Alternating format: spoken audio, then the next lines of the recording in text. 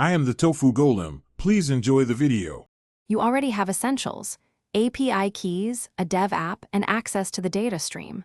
First, include the Widget SDK or script tag in your page. Initialize it with your API credentials. Then, register the data source and select an update cadence. For example, 5s for rapid feeds or 30s for lower cost.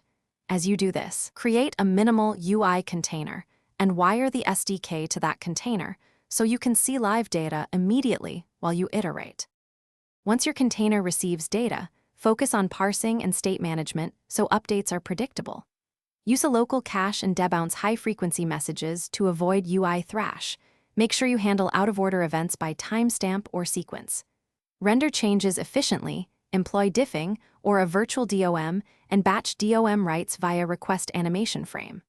Also add user controls like pause, filter, and manual refresh. These improve UX and reduce load when users don't need every single update. To finish, harden the widget. Secure your tokens, enforce rate limits, and provide fallback content when the stream is unavailable. Test under load and simulate flaky networks so reconnect logic uses exponential backoff and preserves user context.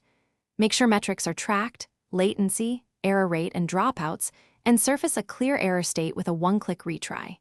If updates stop, check auth expiry and network throttling first. Often a token refresh or backoff reset fixes the problem quickly. Thanks for watching. Consider subscribing if we helped you today.